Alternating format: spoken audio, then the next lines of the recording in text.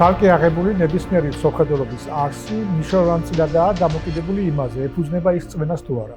მართლაც, სოხედელობა არ არის რაღაც შეხედულებების ერთობა, ის არის ფასეულობების გარშემო გაერთიანებული საზრისების მწყობრი სისტემა, რომელიც ცხოვრებისეულ ორიენტირებს გვაწვდის და განსაზღვრავს ჩვენს დამოკიდებულებას ღმერთისადმი, ადამიანებისა და სამყაროსადმი. ის მოწოდებულია უპასუხოს ისეთ ფუნდამენტალურ კითხვებს, როგორებიცაა: რა არის ჭეშმარიტება, როგორ ვაკეთოთ სიკეთე, როგორ ჩდება ბოროტება, რატომ ვიტანჯებით, რა გველოდება გარდაცვალების შემდეგ, რა არის ჩვენი ცხოვრების საზრისი და ასე შემდეგ.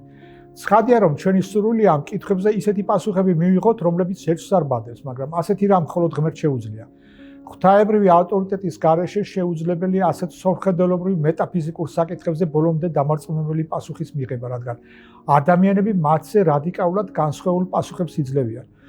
როგორც ინგლისელი მწერალი გილბერტ ჩესტერტონი შენიშნავს, როდესაც ადამიანები რწმენას კარგავენ, ისინი მზად არიან ყველაფერი დაიჯერონ.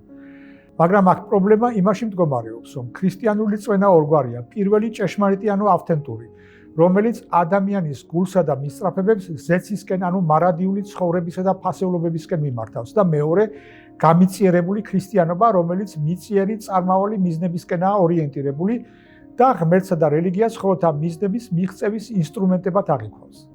ზემოთქმულიდან გამომდინარე, მათზე დაფუძნებული ორი ტიპის სოხედელობა არსებობს. პირველი ზეცისკენაა მიმართული, მეორე კი მიწისკენ. დიდი ინგლისელი მწერალი კლაივ ლუისი ამ ორ სოხედელობასთან დაკავშირებით შემდეგ ერთი შეხედვით პარადოქსულ ფორმულას გვთავაზობს. ვინც ზეციურს ესწრაფვის, მიწასაც დაიმკვიდრებს, ხოლო ვინც მხოლოდ მიწიერით კმაყოფილდება, ვერცერთს ვერ მიიღებს. ამ ფრაზით ლუის ცხადია იმის თქმა სურს, რომ ზეცისკენ ორიენტირებული სოხედელობა მიწაზეც პრაქტიკულია, ხოლო მიწაზე ორიენტირებული აქაც გამოუსადეგარია.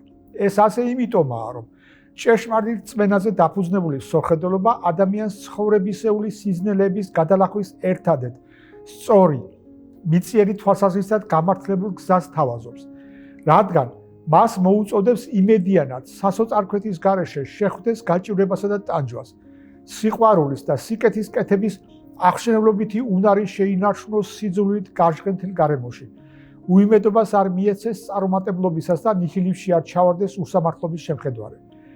მთლიანად მიწიერ სიკეთეებზე ორიენტირებულ ადამიანს კი არც სიკეთის კეთება შეუძლია და არც სასარგებლოსი, რადგან ინგლისელი პოეტის ელიოტის თქმის არ იყო შეუძლებელია სიკეთის არასწორი მოტივებით კეთება და ეგოიზმით დაბრუნებულ ადამიანს არ შეუძლია დაინახოს ის, რაც რეალურად სასარგებლოა, რადგან ილუზორული ბედნიერების ართილებს დაძდებს.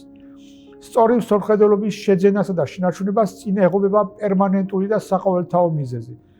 ქრისტიანული სწავლებით ეს ადამიანური ბუნების დაცემულობაა, რომელიც მემკვიდრეობით მივიღეთ ადამისა და ევასაგან.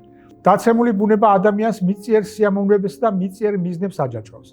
მისი ორი მთავარი გამოვლინებაა: პირველი, საკუთარი ცოდვების ვერ დანახვა და ბოროტების მიზეზების მხოლოდ სხვებში ძიება და მეორე, ყველაფრის საკუთარი სიამოვნებების და ეგოისტური მიზნებისთვის გამოყენების სურვილი.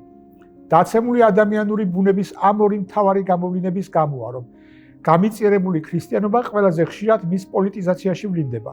ეს ასე იმიტომაა, რომ საკუთარ ეგოისტურ მიზნებსა და სიამოვნებებზე ორიენტირებული ადამიანები ხშირად შედიან კონფლიქტში ერთმანეთთან და რა კი ყველგან მტრებს ხედავენ და მხოლოდ სხვებს მიიჩნევენ ბოროტების მიზეზად, მათ წინააღმდეგ საბრძოლველად ყველაზე ეფექტური იარაღად სახელმწიფოს მიიჩნევენ. ამიტომაა, რომ გამიწიერებული პოლიტიზირებული ქრისტიანობა სიკეთის კეთებას ღმერთთან თანამოქმედებით, ანუ სინერგიით კი არ ცდილობს, არამედ ღმერთის სახელით და პოლიტიკური ინსტრუმენტების დახმარებით იწყებს საკუთარი მიწიერი მიზნების აღსრულებას. ცხადია, რომ პოლიტიზირებულ ქრისტიანობას სახელმწიფოსა და ეკლესიის გაუმართლებელი სიმბიოზი მოაქვს და ამბიონებიდან სიყვარულისა და ცათასაცმლის ქადაგების ნაცვლად მტრებზე გამარჯვების პოლიტიკურად ანგაჟირებული და ფსევდოპატრიოტული ლოზუნგები ისმის. წყვილად არ წერს ფრანგი თეოლოგი და სოციოლოგი ჟაკ ელული, რომ პოლიტიკა რელიგიის ერთ-ერთი მთავარი ცნებაა. ამ ცნებისგან თავის დაღწევის და სწორი სოხედელობის ფლობის ერთადერთი გზა ჭეშმარიტ ავთენტურ ქრისტიანობასთან ზიარების გულწრფელი სურვილი და ასეთი გამოცდილებაა. როგორც ნიკოლოზ ბერდიაევი წერს, მან ვინც ნამდვილ ქრისტიანობას გაუგო გემო, ვერასოდეს უღალატებს მას. მას ღალატობენ ისინი, ვისაც ასეთი გამოცდილება არ გააჩნია.